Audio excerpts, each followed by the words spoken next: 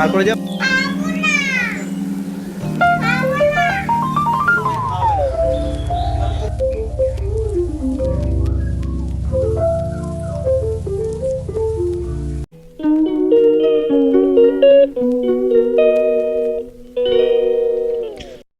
Hello everyone, কেমন আছো সবাই?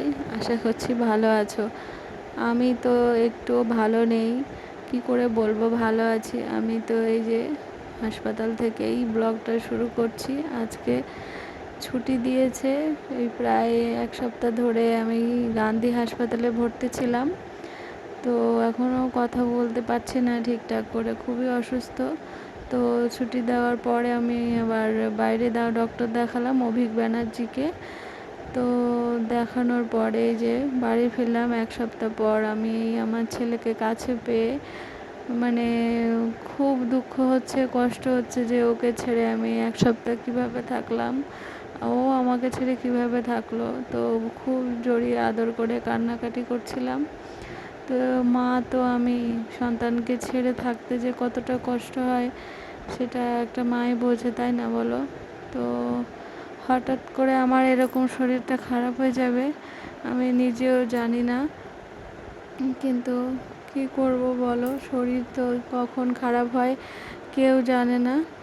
তো হঠাৎ করে আমার রাত্রেবেলা বুকে ধড়ফড় করে আর টেনশানে পায়খানা হয়ে যায়, আর প্রেশারটা হাই হয়ে গেছিলো। তো তাড়াতাড়ি করে গান্ধীতে নেওয়া হয়েছিল। তো গান্ধীতে প্রেশার চেক করে প্রেশার বেড়ে গেছিলো। তো এইসব হয়েছে, আর আমার এই ছোট্ট বাচ্চাটাকে রেখে একা একা থাকতে হয়েছে। আমার ছোট সোনাটার খুবই কষ্ট হয়েছে।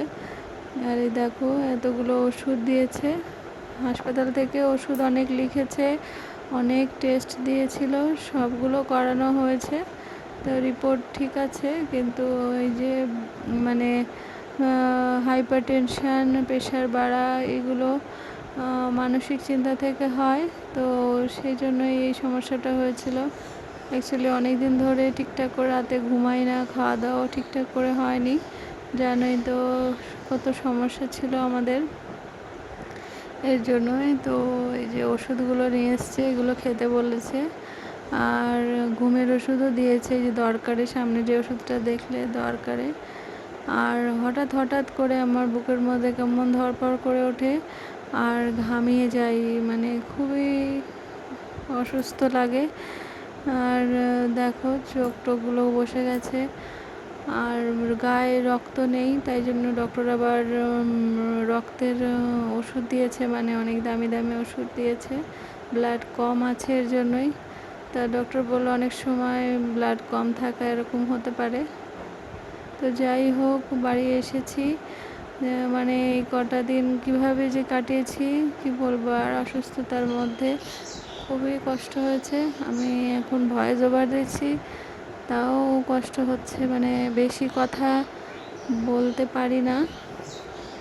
বেশি কথা বললে মানে হার্টবিটটা জোরে চলে, মানে কি বলবো। ইভানের বাবাকে বলবো ভাবছিলাম যে তুমি একটু ভয়েস ওভার দাও, কিন্তু ও আমার জন্য খুব টেনশানে, ও চলে গেছে এর জন্যই। তো ভাবলাম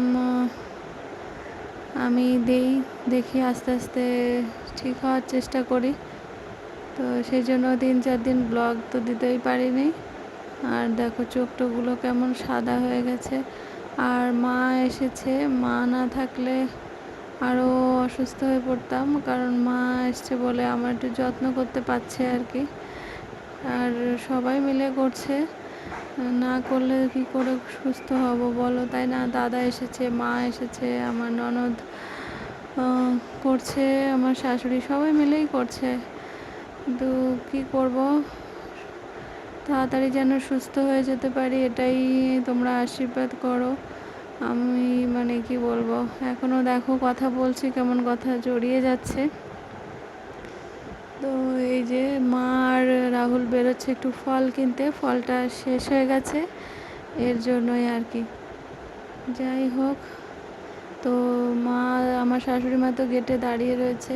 তো গেটটা লাগিয়ে দেবে বলে, হয়তো আমি ভাবলাম যে একটু ভিডিও করি আস্তে আস্তে উঠে। আর ইভান তো দুষ্টুমি করেই যাচ্ছে। মা বলে তুই ওর দিকে দেখতে হবে না, তুই নিজের চিন্তা কর, কোনো কিছুর জন্য টেনশন করবি না। অ্যাকচুয়ালি আমার একটা মেন সমস্যা টেনশন, মানে একটু বেশি টেনশন করে ফেলি অল্পতেই। এই জন্যই আমার অস্থিরতা হয় শরীরে। তো কী করব, চেষ্টা করব টেনশন না করার, এটাই। তো চলে আসলাম ঘরে।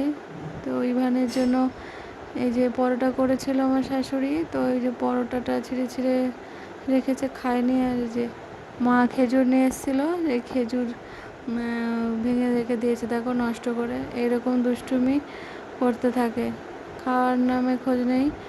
আর ডক্টর বলেছে ওকে ব্রেস্ট ফিডিং না করাতে। অ্যাকচুয়ালি এত কড়া কড়া ওষুধ খাচ্ছি তো, আর ওর সমস্যা হতে পারে, এর জন্যই। তার জন্য তো একটু দুষ্টুমি করছে, মানে দুধ চাইছে, দিতে পারছি না। সন্ধ্যার দিকে মা একটু ডালচিনির রস করে খাইয়েছিল, দুটো বিস্কুট দিয়ে খেয়েছিলাম। আর তারপরে চুলটা বেঁধে বলে একটু বস, না তো সারাক্ষণ শুয়ে থাকলে আরও কষ্ট হবে, এর জন্যই। পরের দিন সকালবেলা অনেক ফ্রুটস কেটেছিল, আমি কিছু খেতে পারিনি। আর ইভানের জন্য সুজি পরোটা করেছিল মা, তো সবগুলো দেওয়া রয়েছে।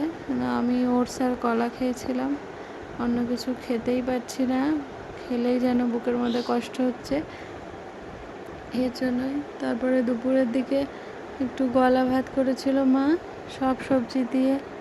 এই যে দেখো, গাজর, পটল, তারপরে বরবটি দিয়ে গলা ভাত করেছিল। আর এই যে আর ওদের জন্য তো মাছের ঝোল আর সবজি, ডাল ফাল কিছু করেছিল এরকম। আর ইভানকে যে ঘি ভাত করে দিয়েছিল মা, এটা খেয়েছে। আর আমার খেতে ইচ্ছা করছিল না বলে ইভানের বাবা বলে না একটু খাও, ওষুধ তো খেতে হবে এতগুলো, তাই আবার নিজে খাইয়ে দিচ্ছে। তো ইভানের পাপা খাইয়ে দিয়ে তারপরে বেরিয়ে গেল ক্লাসে। তো আস্তে আস্তে প্রায় 8টা সাড়ে 8টা বাজবে। তো ও চলে গেলে যেন একটু বেশি ভয় লাগে। সেদিন হাসপাতালে ভর্তি ছিলাম, মানে ভর্তি হয়েছিলাম, ও বাড়ি ছিল না। তো ভাগ্যিস আমার দাদা ছিল, সেই জন্য নিয়ে যেতে পেরেছিল হাসপাতাল পর্যন্ত, নইলে আরও অসুবিধা হতো। তো যাই হোক, অনেকদিন পর গেল ক্লাসে। আর সন্ধ্যাবেলা বসেছিলাম, মা বললো কিছু খাবি? আমি বললাম না, আমি আর কিছু খাবো না, শরীরটা ভালো লাগছে না, তো মাথাটা আঁচড়ে দাও। তো মা একটু চুলে তেল দিয়ে আঁচড়ে বেঁধে দিচ্ছে। তো সত্যি মনে পড়ে ছোটোবেলার কথা, মা ছোটোবেলায় কত আদর করতো, বড় হয়েও এত এখনও করতে হচ্ছে। তো সত্যি মায়ের ভালোবাসার মানে কি বলবো, কোনো তুলনা হয় না। যাই হোক, মা ছিল বলে হয়তো আমি মানে বেঁচে আছি। যতবার শরীর খারাপ হয় মার যত্নেই আমি সুস্থ হয়ে উঠি আর কি। যাই হোক, আর এদিকে দেখো, আবার বাবা আসলেই আবার দরকার আইসক্রিম, খাবার, এটা ওটা তো চাই, আছেই।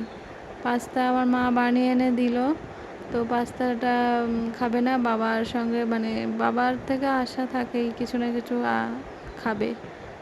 তো ওই যে বাবাকে আবার একটু খাইয়ে দিল। তো যাই হোক, আইসক্রিমটা খাওয়ার পরে ও আবার পাস্তাটা খেলো। তো আবার যদি রাতে কিছু খায় তো খাবে, মা আছে, চিন্তা নেই। কারণ আমি আর ওর জন্য চিন্তা করতে পারছি না, কারণ নিজেই শুধু ভাবছি কখন কী হয়, কখন কী হয়। বুকের হার্টবিটটা খুব জোরে চললে খুব কষ্ট হয় আর কি।